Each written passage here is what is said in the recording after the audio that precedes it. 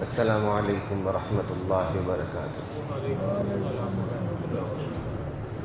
ان الحمد للہ نحمده ونستعینه ونستغفره ونؤمن به ونتوکل علیہ ونعوذ باللہ من شرور انفسنا ومن سیئات اعمالنا من يهده الله فلا مضل له ومن يضلل فلا هادي له ونشهد أن لا إله إلا الله وحده لا شريك له ونشهد أن محمدًا عبده ورسوله أما بعد فأعوذ بالله من الشيطان الرجيم بسم الله الرحمن الرحيم وجاء من أقصى المدينة رجل يسعى قال يا قوم اتبعوا المرسلين اتبعوا من لا يسألكم أجرا وهم مهتدون۔ قاری صاحب آواز میں صفائی نہیں، پتہ نہیں عجیب سے خاص قسم کا شور آ رہا ہے۔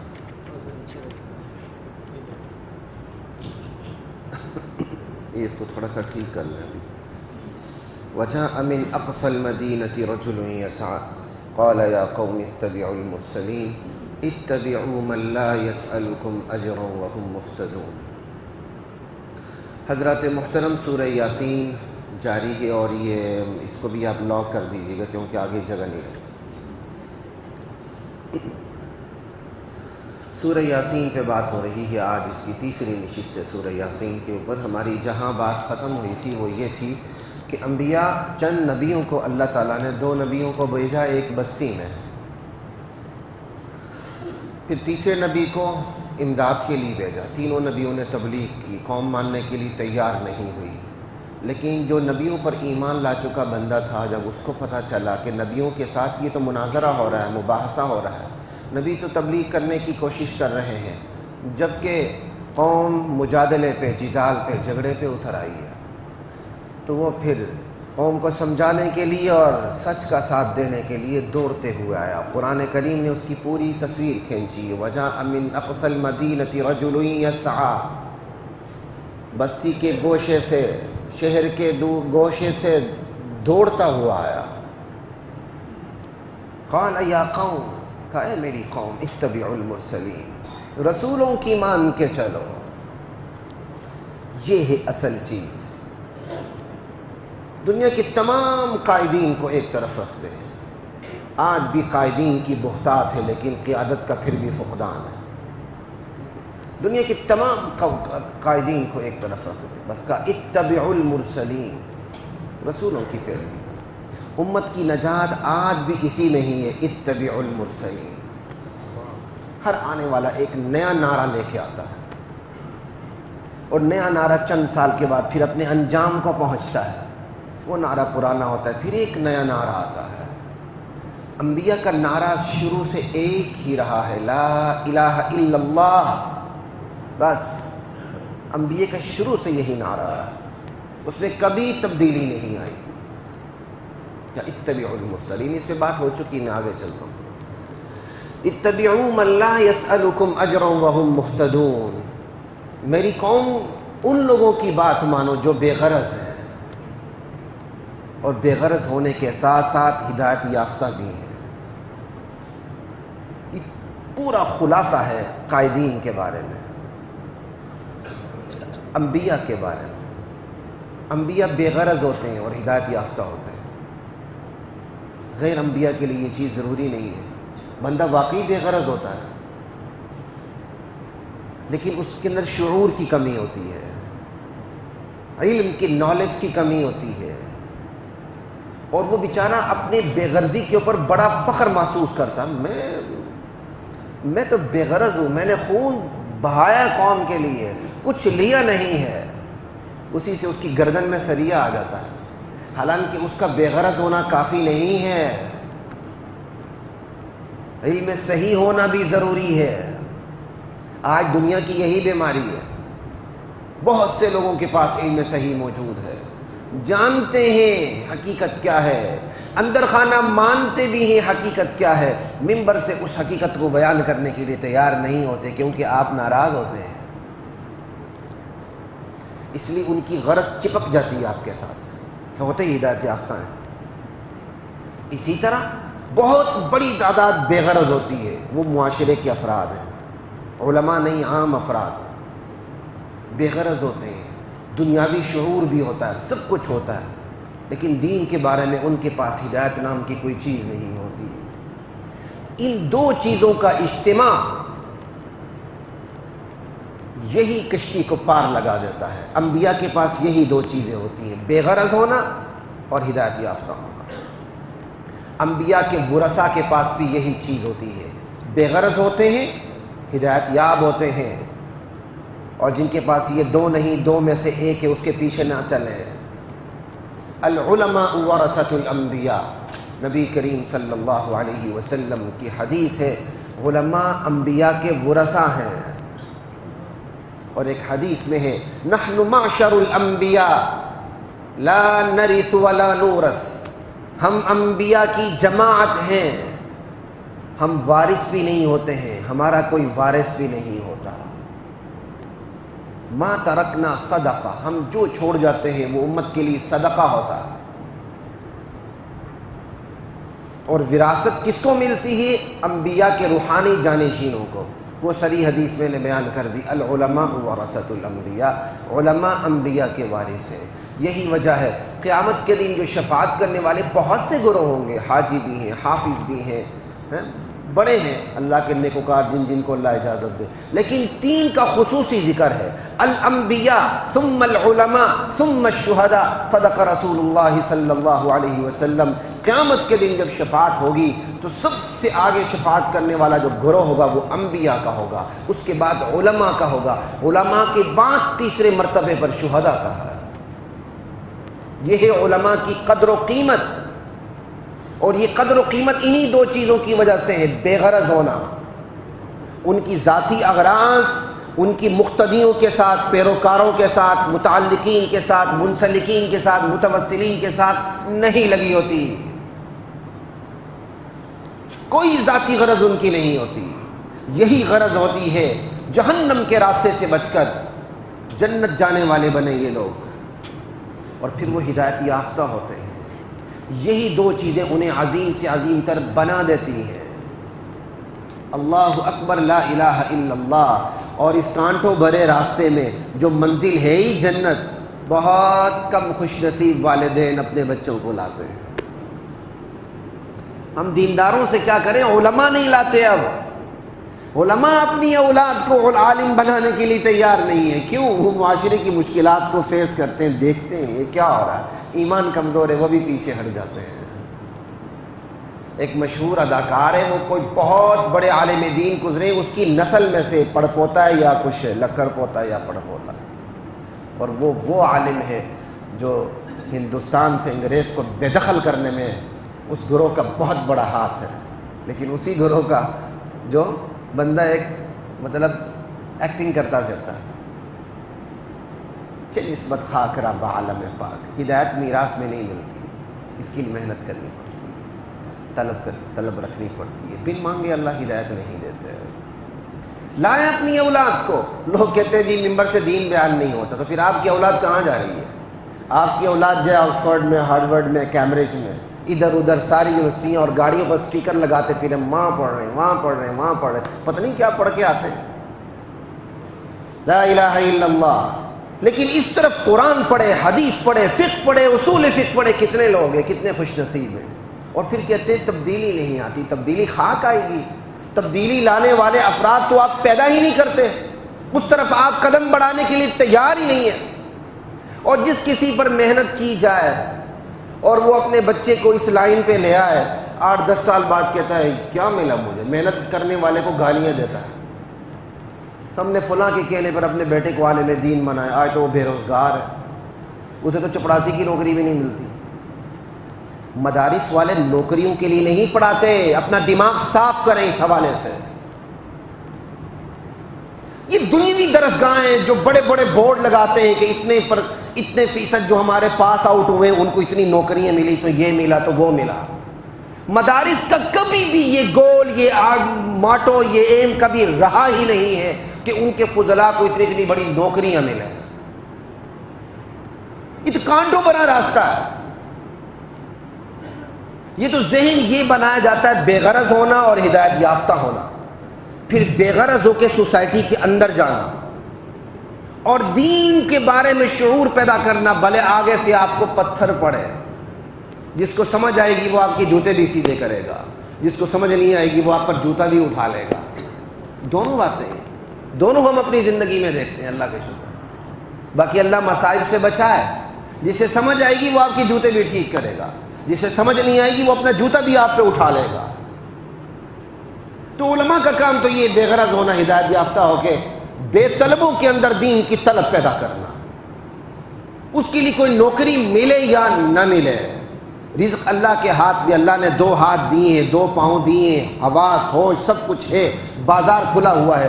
اللہ کے نبی بھی ملازم بھی رہے، تاجر بھی رہے، کھیتی باڑی بھی کرتے رہے، اللہ کے نبی خود ملازم رہے ہیں، اللہ کے نبی خود بزنس کرتے رہے ہیں۔ جب نبی کر سکتا ہے تو نبی کا وارث عالم کیوں نہیں کر سکتا؟ اس لیے یہ مت گلہ کریں علماء سے، ہم اپنی اولاد کو دینی راستے پر لگایا تو ان کو کوئی ملازمت بھی نہیں ملی۔ مدارس میں ملازمت کے بابو پیدا نہیں کیے جاتے، مدارس کا کام سرکاری بابو پیدا کرنا ہرگز نہیں ہے، مدارس کا کام علماء انبیاء کے ورثہ پیدا کرنا ہے۔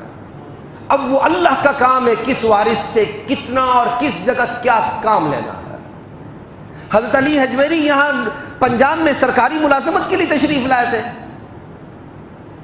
نظام الدین اولیاء میں کیا کہتے ہیں اجمیر شریف میں ملازمت کے لیے آئے تھے۔ اللہ کے بندے کہاں افغانستان سے چلے، کہاں بر صغیر کے آخری کونے پہ پہنچ گئے، ہدایت پھیلانے آئے تھے، سرکاری ملازمتیں ڈھونڈنے نہیں آئے تھے۔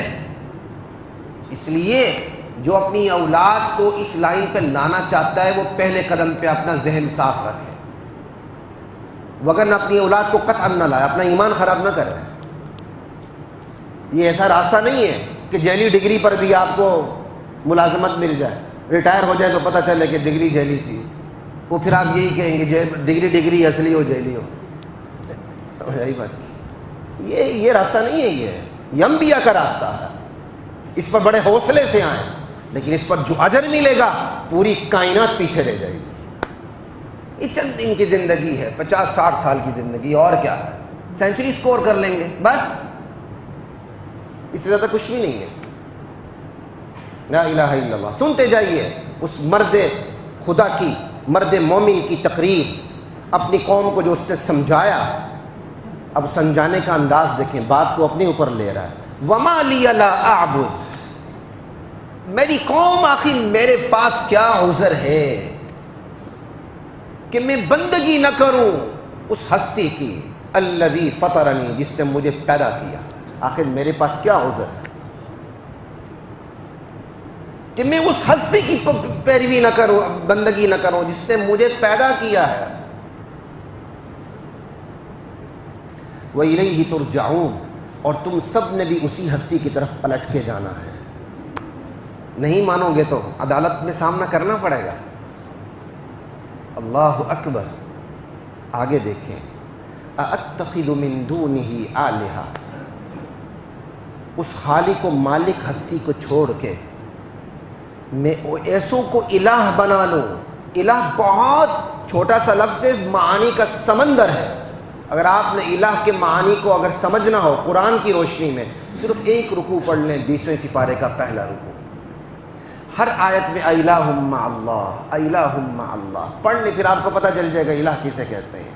الہ مشکل کشا کو کہتے ہیں، الہ حاجت روا کو کہتے ہیں، الہ دستگیر کو کہتے ہیں، الہ غریب نواز کو کہتے ہیں، الہ امیر نواز کو کہتے ہیں، الہ گنج بخش کو کہتے ہیں، الہ رنج کو دور کرنے والے کو کہتے ہیں، رنج میں ڈالنے والے کو کہتے ہیں، مصیبت سے نکالنے والے کو کہتے ہیں، آباد کو برباد کرنے والے کو کہتے ہیں، برباد کو آباد کرنے والے کو کہتے ہیں، جس کے ہاتھ میں تقدیر ہے، قسمت ہے، اس کو الہ کہتے ہیں۔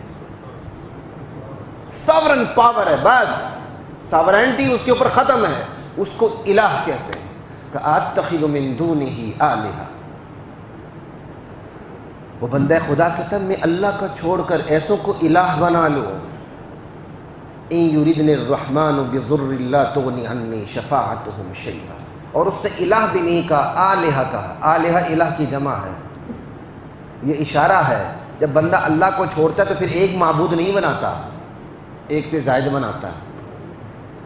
کسی کو سردی کا خدا بنا لے گا، کسی کو گرمی کا خدا بنا لے گا، کسی کو بیٹا دینے والا بنا دے گا، کسی کو بیٹی دینے والا بنا دے گا، نعوذ باللہ کسی کو جوئے میں جتانے والا بنا دے گا۔ ایسے بھی لوگ ہیں۔ اللہ کو چھوڑ کر پھر بندہ چھوٹے چھوٹے معبود بنا لیتا ہے،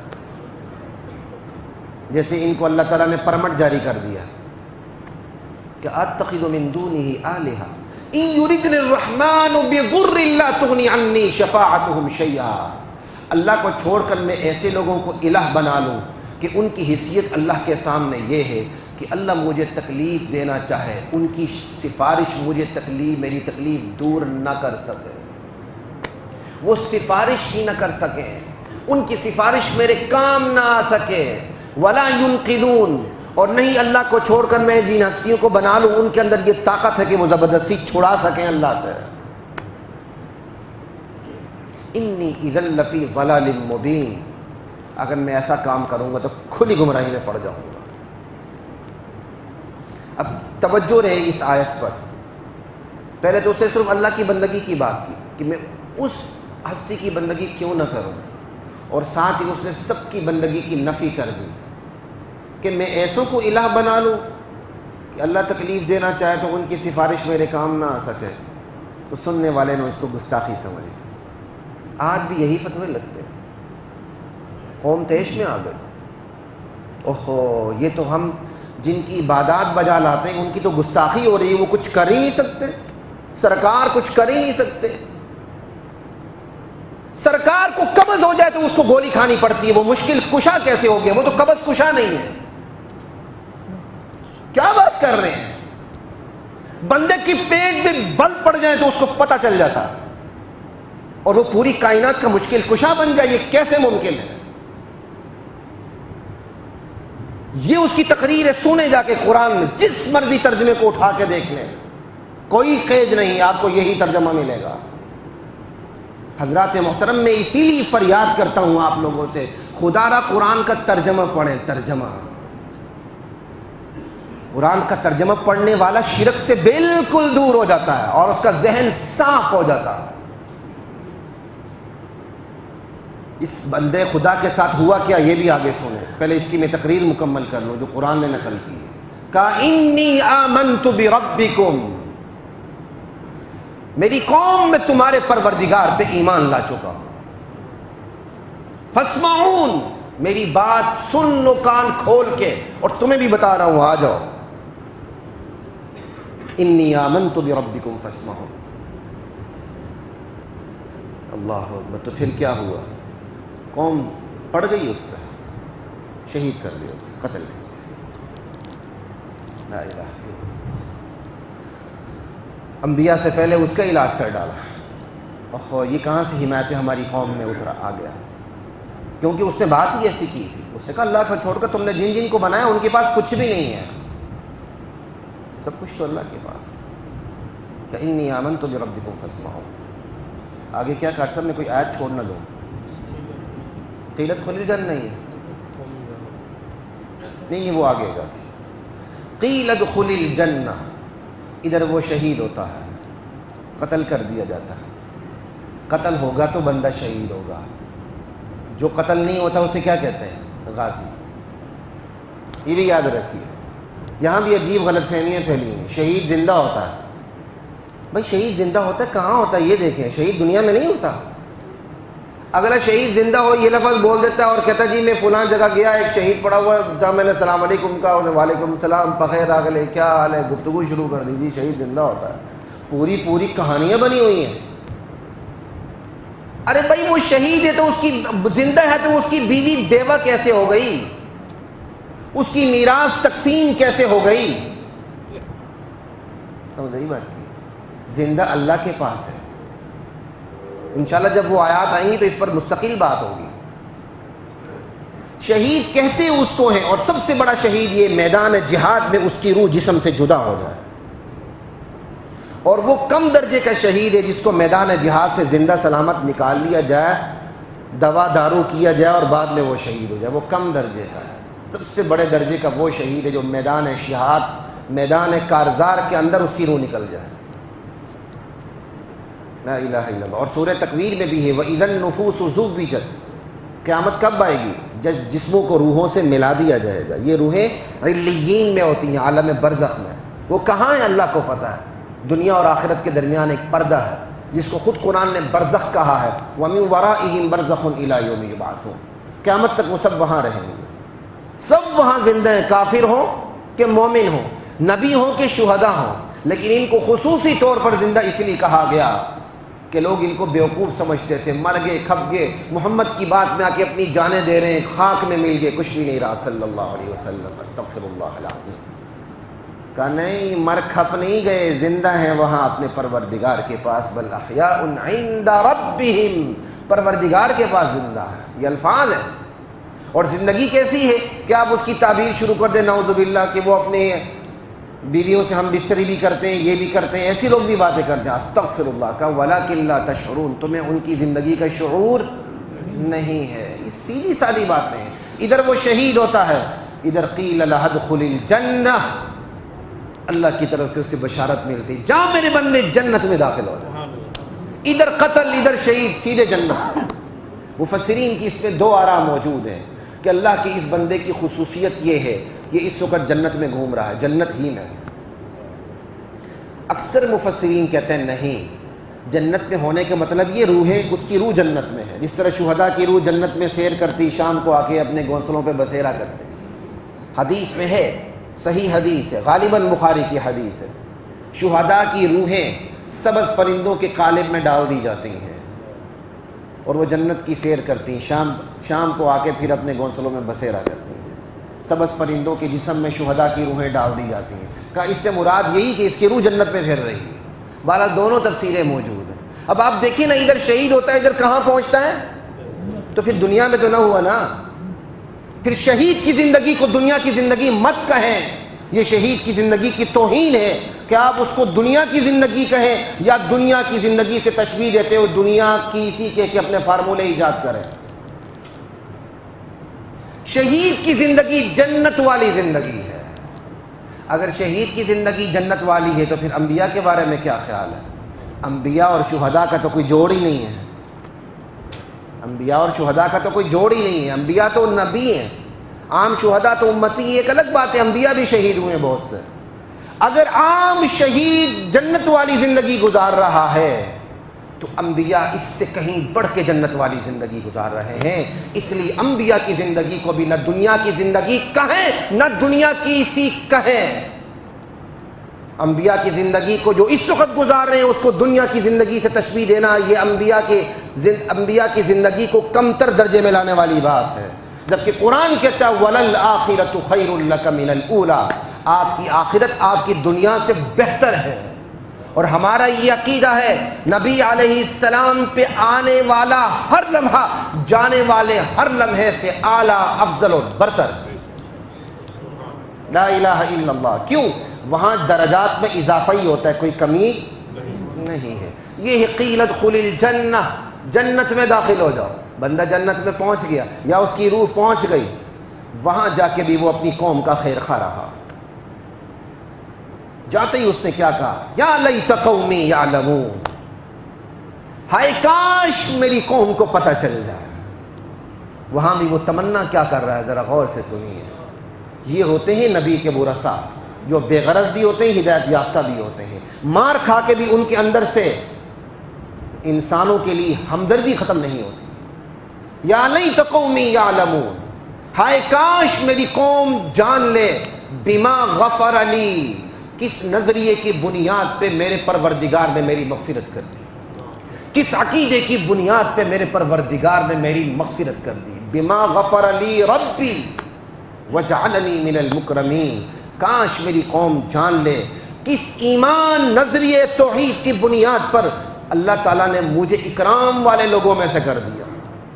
آج آپ کو چھوٹا موٹا یہاں پروٹوکول ملتا ہے، کل ختم ہو جاتا ہے.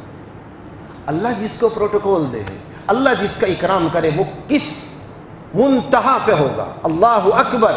وہ وہاں جا کے جو اس کو اعزاز ملا، جو اس کو پروٹوکول ملا، جو اس کا اکرام ہوا، اور جو اللہ نے اس پر اپنی بخششوں کی برسات برسا دی، اس نے وہاں بھی تمنا کی ہائے کاش میری قوم کو یہ پتہ چل جائے تو وہ بھی ایمان لے آئے۔ نبی علیہ السلام نے جب یہ آیت پڑھی تو صحابہ کو فرمایا، عجیب آدمی تھا، نصح قومہ حیا و میتا، زندہ تھا بھی تو اپنی قوم کا خیر خواہ رہا، مر کے بھی اپنی قوم کا خیر خواہ رہا۔ اللہ اکبر، یہ ہوتی خیر خواہی۔ اس کا مطلب جانے والا جب وہاں جاتا ہے تو اس کا احساس، اس کا شعور، اس کا ادراک کام کر رہا ہوتا ہے اللہ کی طرف سے۔ وہ انتظار میں رہتا ہے کہ کیا خبریں مجھے پہنچتی ہیں من جانب اللہ۔ اللہ اکبر، وہ اپنے پیچھے رہ جانے والوں کے بارے میں خیر خواہ رہتا ہے کہ وہ اچھے اعمال کریں، ادھر میری طرح پہنچ جائیں۔ لا الہ الا اللہ، وہ تو شہید ہو گیا، وہ جنت پہنچ گیا، بات یہاں ختم نہیں ہوتی۔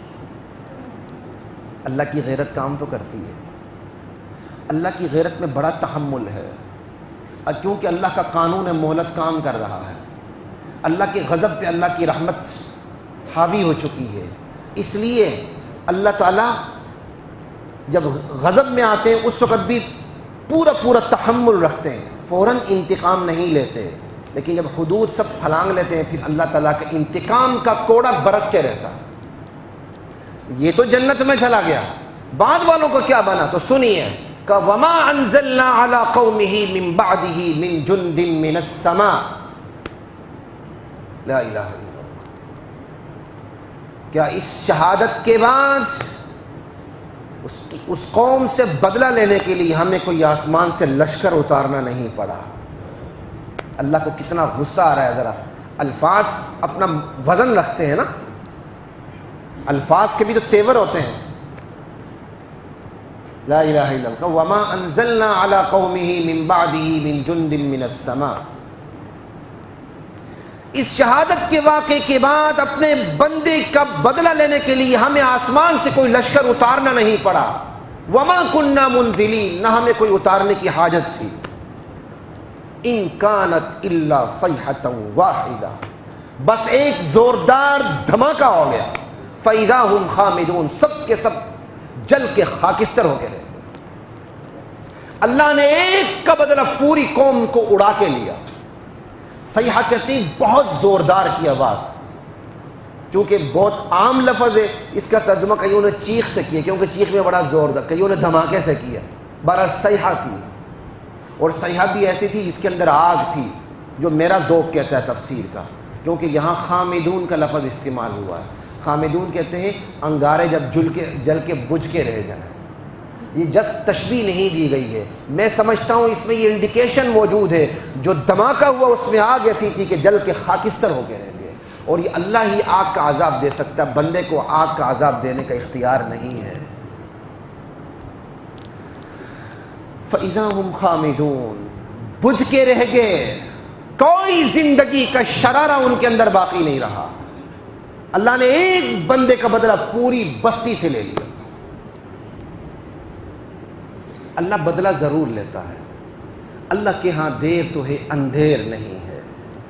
اللہ فوراً بدلہ نہ لے، لگام ڈھیلی رکھے تو بندے کو غلط فہمی کا شکار نہیں، خوش فہمی کا شکار نہیں ہونا چاہیے کہ بس ہم پکڑے نہیں جائیں گے، نہیں۔ اللہ پکڑنے پہ آتا ہے تو پھر کوئی ویزا پاسپورٹ نہیں لگتا، یاد رکھیں۔ اللہ کی پکڑ اتنی مضبوط ہے، بندہ ویزے پاسپورٹ پہ کہیں بھی نہیں جا سکتا، کہیں اس کو کسی محل میں پناہ نہیں مل سکتی۔ وَلَا يُوثِقُ وَثَاقَهُ أَحَدٌ إِنَّ بَطْشَ رَبِّكَ لَشَدِيدٌ، یقیناً تیرے رب کی پکڑ بڑی شدید ہے۔ وَلَا يُوثِقُ وَثَاقَهُ أَحَدٌ، اللہ کی پکڑ جیسی کسی کی پکڑ نہیں ہے۔ لا الہ الا اللہ، ان کانت الا صیحۃ واحدۃ فاذا هم خامدون، سارے بجھ کے رہ گئے۔ حضرات محترم، اس ایک بندے کا اللہ نے اتنا بڑا بدلہ لیا، پوری بستی اللہ نے اڑا دی، تو کیا خیال ہے ان لاکھوں بندگان خدا کے متعلق جو پاکستان کے لیے ہجرت کرتے ہوئے آئے اور راستے میں شہید ہو گئے؟ ان کا خون رائے گا جائے گا؟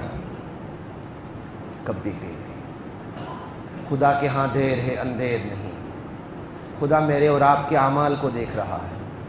جب بھی ہمارے اعمال اس نہج پہ پہنچیں گے کہ اس معاشرے کو نیک اسلامی معاشرہ کہا جا سکے, اللہ بدلہ لیے بغیر نہیں رہے گا, یاد رکھیے گا. اللہ بدلہ لے کے رہے گا. ہماری مائیں, ہماری بہنیں, ہمارے باپ دادے, ان کا خون اس وطن کی تعمیر میں مٹی گارا بن کے استعمال ہوا ہے. یہ بات یاد رکھیں, اینٹ گارے کے طور پہ استعمال ہوا ہے. اب نسلیں بڑھتی جا رہی ہیں تو ہم اس قربانی کو بھول رہے ہیں. 14 اگست کا جب وقت آتا ہے تو پورے 14 دن تک میڈیا پہ کیا دکھایا جاتا ہے؟ زندہ پاکستان. کوئی ہاکی کھیل رہا ہے, کوئی کرکٹ کھیل رہا ہے, کوئی فٹ بال کھیل رہا ہے, کوئی اسکواش کھیل رہا ہے. یہ چیزیں دکھائی جا رہی ہیں. یہ ہے جی زندہ پاکستان, تھرکتا پاکستان, ناچ گاتا پاکستان. نہ کوئی اس میں دانشور دکھایا جاتا ہے, نہ کوئی اس میں عالم دین دکھایا جاتا ہے, نہ کوئی اس کے اندر سائنٹسٹ آتا ہے. یہی لوگ تو قوم کی تقدیر کو بناتے ہیں. باقی تو جتنے بھی مداری ہیں وہ قوم کی تقدیر سے کھیلتے ہیں. وہ زیادہ سے زیادہ انٹرٹینر ہیں. ہیرو کہاں سے آ گئے؟ اور انٹرٹین کرتے ہوئے قوم کے وقت کو برباد کر کے رکھ دیتے ہیں. لا الہ الا اللہ واللہ اکبر. پاکستان بنا, لاکھوں لوگ قربان ہوئے, ہزاروں میں نہیں لاکھوں میں. آج بھی وہ لوگ موجود ہیں جو کہتے ہیں جی, خود ہمارے محلے میں ایک شخص موجود ہے, وہ جب بندہ بات کرتا ہے تو رونگٹے کھڑے ہو جاتے ہیں. ایسے لوگ آج بھی موجود ہیں جو کلم کلے پاکستان آئے ہیں اور یہاں آ کے پھر خاندان بنا. باقی سب کچھ وہاں رہ گیا, یا رہ گیا یا راستے میں سب شہید ہو گئے, بچ بچا کے بندہ ادھر آ گیا. ان کی قربانیاں ضائع جائیں گی؟ کبھی بھی نہیں. اور وہ قربان کس کے لیے ہوئے تھے حضرات محترم؟ پاکستان کا مطلب کیا؟ لا الہ الا اللہ. بس یہی قربانی کی اول و آخر غرض تھی. پاکستان اس لیے نہیں بنا تھا کہ کوئی ہندو ہندو نہ رہے, پارسی پارسی نہ رہے, عیسائی عیسائی نہ رہے, یہودی یہودی نہ رہے, سب پاکستانی ہو, مسلمان مسلمان نہ رہے. انا للہ و انا الیہ راجعون. یہ تقریر, یہ تحریر آپ اپنی جیب میں رکھیں. ہم صرف یہی جانتے ہیں پاکستان کا مطلب کیا؟ لا الہ الا اللہ. اس پاکستان کے مطلب کیا کے مقابلے میں ہر تقریر, ہر تحریر ہم دیوار پہ دے مارتے ہیں. لا الہ الا اللہ. لاکھوں جانیں اس لیے قربان ہوئی تھی. ہم مسلمان مسلمان نہ رہے, عیسائی عیسائی نہ رہے, یہودی یہودی نہ رہے, پارسی پارسی نہ رہے, سب پاکستانی رہے. اس کے لیے تو اللہ لا یزال کی قسم کوئی ایک سوئی کی چبن کی قربانی بھی نہ دے. دین محمدی کے لیے اتنی بڑی قربانی دی گئی. ہماری جانیں نہیں گئیں, ہماری عزتیں لٹیں. آج بھی ہماری مائیں سکھوں کو ہندوؤں کو پیدا کر رہی ہیں. صرف جانیں نہیں گئی, ہماری جان سے بڑھ کے ہماری عزتیں گئی ہیں. وہ صرف کس کے لیے گئی ہیں؟ پاکستان کا مطلب کیا؟ لا الہ الا اللہ. کہ اللہ کے سینے, اللہ کے نبی کے سینے اطہر پر جو دین نازل ہوا تھا وہ دستور زندگی کی شکل میں مسجد کے مصلے سے لے کر اقتدار کی کرسی تک اس کا نفاذ ہو جائے, اور اس کے سائے تلے ہم اپنی زندگی گزاریں. بس اس کے لیے بنا تھا, اس کے لیے قربانیاں لگی تھیں. وہ قربانی اللہ ضائع نہیں ہونے دے گا. ہم نے کچھ بھی نہیں کیا, نہ میں نے کیا نہ آپ نے کیا. آپ نے بہت کچھ کیا ہوگا, میں نے کچھ بھی نہیں کیا. لیکن وہ قربانی پلٹ کے اپنا رنگ ضرور دکھائیں گے. آج نہیں تو کل, کل نہیں تو کل. کیوں؟ وہ قربانیاں سچے جذبے کے تحت دی گئی. اللہ نے ایک بندے کا بدلہ پوری بستی کو اڑا کے لیا. اللہ لاکھوں بندوں کا بدلہ کیسے لیں گے؟ اور یہ ڈرے کہیں اللہ مجھ سے اور آپ سے بدلہ نہ لے لے کہ تم نے ان قربانیوں سے دھوکہ کیوں کیا. بھائی یہ تو پالیسی تقریر ہے. پاکستان کا مطلب کیا؟ لا الہ الا اللہ. یہ تو جوشیلا نعرہ تھا, انا للہ و انا الیہ راجعون. یہ ہماری عزتوں کے ساتھ مذاق ہے, ہماری عصمتوں کے ساتھ مذاق ہے. اللہ پاک کی قسم یہ ہماری جانوں کے ساتھ مذاق ہے کہ اس کو صرف نوجوانوں کا جوشیلا نعرہ قرار دے دیا جائے اور یہ پالیسی نعرہ نہ سمجھا جائے. آج بھی ایسے لوگوں کی کمی نہیں ہے. لا الہ الا اللہ. یا حسرتن علی العباد. اسی چیز پہ تو حسرت ہوتی ہے, اسی چیز پہ اللہ بھی حسرت کا اظہار کر رہے ہیں. سنیے, یا حسرتن علی العباد. ہائے افسوس بندوں کی حالت پر. اللہ غمی خوشی کی کیفیات سے پاک ہے، یہ بات یاد رکھیں۔ جو غمی خوشی کی کیفیات ہم پہ طاری ہوتی ہیں، خوشی کے ہاتھوں بھی ہم مجبور ہو جاتے ہیں، ہماری آنکھوں سے آنسو آ جاتے ہیں، غمی کے ہاتھوں بھی ہم مجبور ہو جاتے ہیں، ہماری آنکھوں سے آنسو آ جاتے ہیں، دونوں صورتوں میں ایسے ہی ہے نا۔ اللہ ایسی کیفیات سے پاک ہے۔ اللہ دراصل جو یہاں کہہ رہے ہیں نا، ہائے افسوس بندوں کی حالت پر، یہ کمال شفقت کا اظہار کرنے کے لیے اللہ نے بندوں کی زبان استعمال کی ہے، کیونکہ قرآن بندوں کی زبان میں اترا ہے۔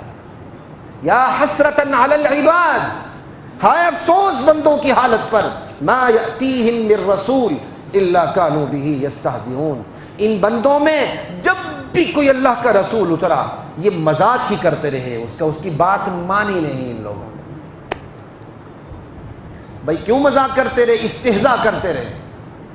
جواب خود استہزاء کے لفظ کے اندر موجود ہے، استہزاء کرتے رہے، جواب خود استہزاء میں موجود ہے۔ استہزاء تضحیک کا نشانہ بنانا، بندہ اس بندے کو تضحیک کا نشانہ بناتا ہے جس کو وہ حقیر سمجھتا ہے۔ کہ انبیاء کا استہزاء ہوتا رہا، انبیاء دعوت دیتے تھے، انکار کرنے والے نبیوں کو حقیر سمجھتے تھے۔ یہ ہمارے معاشرے کا معمولی بندہ آج نبی بن کے ہمیں تبلیغ کر رہا ہے، انا للہ و انا الیہ راجعون۔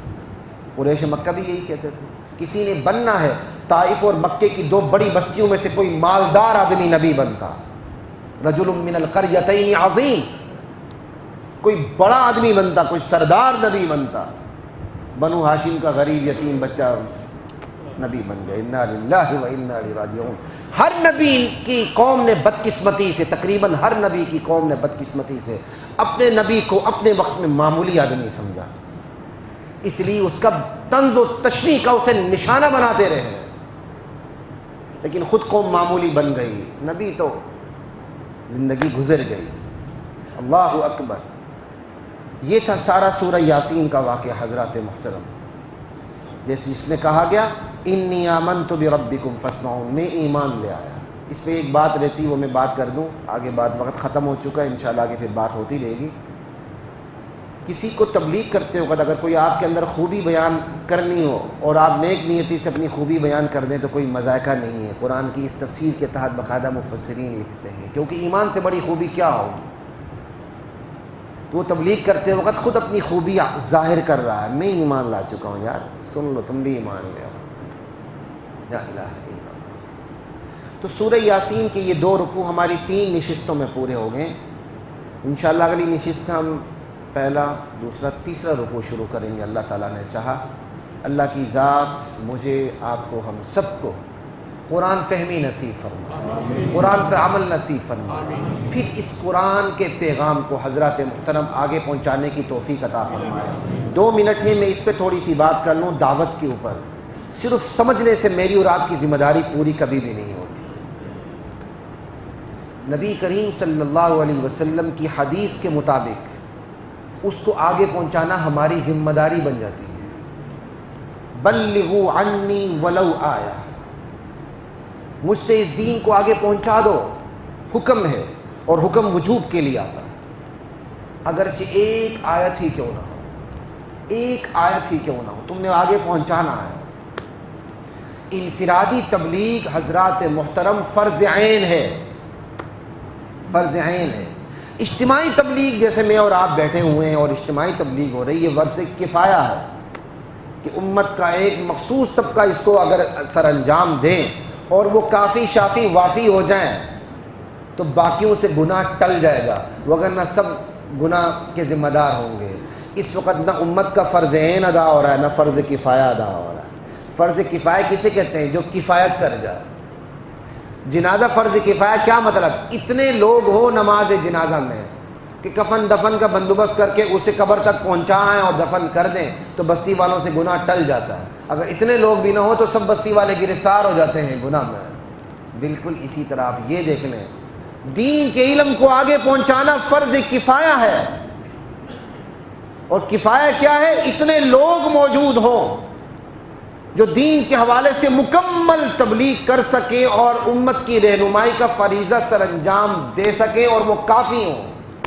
کیا کافی ہیں؟ اسی لیے تو معاشرہ ٹھیک نہیں ہے۔ آج ہمارے پاس یہ پیمانے ہیں اتنے مقدمات ہیں اور اتنی عدالتیں ہیں اور اتنے منصف ہیں. آج ہمارے پاس یہ پیمانہ ہے، اتنے مریض ہیں، اتنے ڈاکٹر ہیں اور اتنے ہاسپٹل ہیں، ایسے ہی ہے. اور آج ہمارے پاس یہ پیمانہ نہیں ہے، اتنے روحانی بیمار ہیں، اتنے روحانی طبیب ہیں اور اتنے روحانی مراکز ہیں. کیوں ہمیں اس پیمانے کی ضرورت ہی محسوس نہیں ہوتی؟ نتیجہ وہی ہے میرے اور آپ کے سامنے. 68 سال سے دھوکہ کھاتے ہوئے آ رہے ہیں اور کوئی کل سیدھی نہیں. کبھی ایک جگہ جھکتے ہیں، کبھی دوسری جگہ جھکتے ہیں. اقوام عالم میں ہم کہاں کھڑے ہیں خود دیکھیے. تو یہ گھر سے شروع کریں. انفرادی تبلیغ سب سے پہلے ماں باپ کے اوپر فرض ہے. والدین اپنے کردار کو اتنا قابل رشک بنائیں کہ اولاد ان کی پیروی کرتے ہوئے فخر محسوس کریں. جانور بھی جب، پرندہ بھی جب اپنے بچوں کی تربیت شروع کرتا ہے تو اپنی ذات سے کرتا ہے. وہی پرندہ جو اتنے نازک ماحول کے اندر کنویں کے اندر بچے کو اڑانا سکھاتا ہے، کنویں کے اندر ایسا پرندہ بھی ہے نا، گھونسلہ کنویں میں ہوتا ہے، بچہ کیسے اڑے گا؟ وہ کنویں سے خود اڑ کے بچے کو بتاتا ہے، بار بار پرواز کرتا ہے کنویں سے. وہ پرندہ، وہ ماں بار بار پرواز کرتی ہے کنویں سے باہر، کنویں سے باہر. 40-50 پروازوں کے بعد کہیں جا کے بچے کو ہمت ہوتی ہے اور وہ اس کی پرواز خودکش پرواز ہے. کیونکہ اگر وہ پہلی پرواز میں ناکام ہو گئے سیدھے کنویں کے پانی میں. لیکن ماں کی اتنی بہترین تربیت ہوتی ہے کہ کبھی آپ نے کنویں میں پرندے کے بچے کو گھونسلے سے گر کے مرتا ہوا کم ہی دیکھا ہوگا. کیوں؟ وہ بچے کی تربیت کا آغاز اپنی ذات سے کرتی ہے. اتنی اڑان بھرتی ہے، اتنی اڑان بھرتی ہے، بچہ پہلی اڑان میں ہی کنویں سے باہر ہوتا ہے اور پھر صحیح سلامت کنویں میں اپنے گھونسلے میں آتا ہے. یہ کس کا نتیجہ ہے؟ ماں باپ کی تربیت کا نتیجہ ہے. بالکل اسی طرح حضرات محترم، ہماری اولاد ہماری بات کب سنے گی؟ جب ہم اس کی تربیت کریں گے. نہیں، وہی اولاد کل مجھے اور آپ کو اولڈ ہاؤس پہنچا کے دم لے گی. یہ بات یاد رکھیں، لکھ لیں اپنے سینے کی تختی کے اوپر. جس اولاد کی آپ دین کی تربیت نہیں کریں گے، بڑے بڑے بڑے برانڈ والے اسکولوں میں پڑھا لیں، کل وہ اولاد آپ کی کھانسی بھی برداشت نہیں کرے گی. دوسری شادی تو خیر بہت دور کی بات ہے، سمجھ آئی بات کی. خود اپنی بیویوں کے ساتھ مستیاں عیش کریں گے کمروں میں، اور بوڑھے باپ کو خبردار، تم نے کھانستے ہوئے زندگی گزارنی، جائیداد کا کوئی کیڑا پیدا نہیں کرنا. دوسری شادی تو بہت دور کی بات ہے، وہ تو آپ کو کھانستے نہیں دے گی. لیکن اگر آپ اس کی صحیح تربیت دینی نہج پر کریں گے، کل وہ ہر حال میں آپ کا سہارا بنے گی، ہر حال میں آپ کا سہارا بنے گی.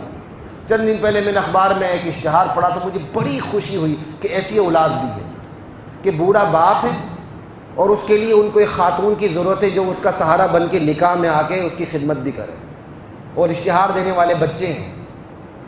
کتنی بڑی بات ہے. آج کے بچوں میں اتنی ہمت؟ وہ تو وہیں ضرب تقسیم کر لیں گے، ایک بھائی اور آ گیا جائیداد تو گئی نا. اوپر کمروں میں عیاشی کریں گے، نیچے باپ کو حکا یا سگریٹ دے کے کہیں گے چل ابا جی 100 چینل لگے ہوئے، جتنی عیاشی کرنی کر لو، دیکھتے رہو. یا ناول ہاتھ میں پکڑ لو، نسیم حجازی کی کتاب پڑھ لو یا سعادت حسن منٹو کو پڑھ لو، اس میں بھی کافی شافی مواد مل جاتا ہے، دل پشوری کر لو. لیکن کوئی اجازت نہیں ہے شادی کرنے کی.